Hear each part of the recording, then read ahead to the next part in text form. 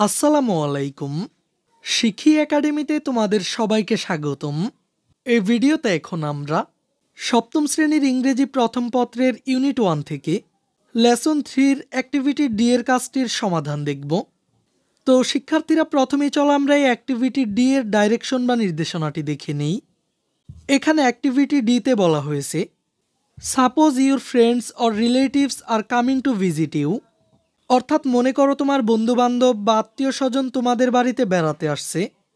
Right a dialogue between you and your brother or sister on making your room. এখন ঘর গোছানো সম্পর্কে তুমি এবং তোমার ভাই বোনের মধ্যে একটি সংলাপ লেখো। You can use words from the box. তুমি ছকের মধ্যাকার শব্দগুলো ব্যবহার করতে পারো। শিক্ষার্থীরা, তার মানে এখানে আমাদের কাজটি হলো, যখন আমাদের বাড়িতে আমাদের বন্ধুবান্ধব বা আত্মীয় স্বজন বেড়াতে আসে, তখন কিন্তু আমরা নিশ্চয়ই আমাদের ঘরটি একটু গুছিয়ে নিই। এখন আমাদের কাজটি হচ্ছে এই ঘর গোছানো সম্পর্কে আমি এবং আমার ভাই বোনের মধ্যে একটি সংলাপ তৈরি করা। আর সংলাপে আমরা চাইলে এই শব্দগুলো ব্যবহার করতে পারবো। এখানে প্রথম শব্দটি হলো টেক আউট। টেক আউট অর্থ হচ্ছে তুলে ফেলা। এরপর ব্রিং। ব্রিং অর্থ হচ্ছে আনা। পুশ শব্দের অর্থ হলো ধাক্কা দেওয়া। এরপর মুভ শব্দের অর্থ সরানো। আর সবশেষ শব্দটি হলো হ্যাং। এক্ষেত্রে উল্লেখ করা হয়েছে সাম পিকচার্স, অর্থাৎ কিছু ছবি ঝোলানো। এখন আমাদের কাজটি হচ্ছে এই শব্দগুলো ব্যবহার করে একটি কথোপকথন তৈরি করা। কথোপকথনটি হবে আমি এবং আমার ভাই অথবা বোনের মধ্যে।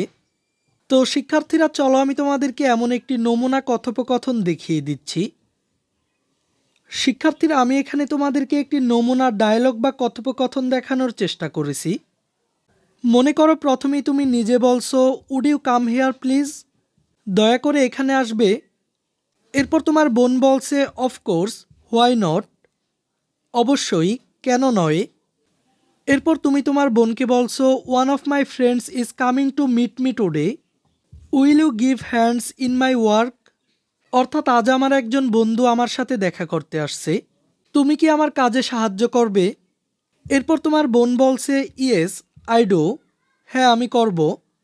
What can I do for you, আমি তোমার জন্য কি করতে পারি? এরপর তুমি বলছো, bring me some water and a bucket please, দয়া করে আমার জন্য একটি বালতি ও কিছু পানি নিয়ে আসো।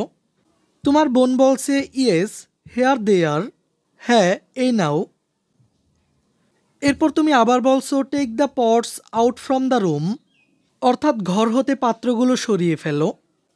তোমার বোন বলছে, okay, will I move the table, ঠিক আছে, আমি কি টেবিলটি সরাবো? এরপর তুমি বলছো, no thanks, but you can hang some pictures against the walls, অর্থাৎ না ধন্যবাদ, তবে তুমি চাইলে দেয়ালে কিছু ছবি ঝোলাতে পারো। তোমার বোন বলছে, ওকে, ঠিক আছে। আর সবশেষে তুমি তোমার বোনকে ধন্যবাদ জানালে। এই ক্লাসে এই পর্যন্তই। পরবর্তী ক্লাসে আমরা লেসন 4 নিয়ে আলোচনা করব। শিক্ষার্থীরা, এই ক্লাসটি তোমাদের কাছে কেমন লেগেছে তা আমাকে কমেন্ট করে জানিয়ে দাও। আর পরবর্তী সকল ক্লাসগুলো নিয়মিত পাওয়ার জন্য চ্যানেলটিকে এখনই সাবস্ক্রাইব করে রাখো।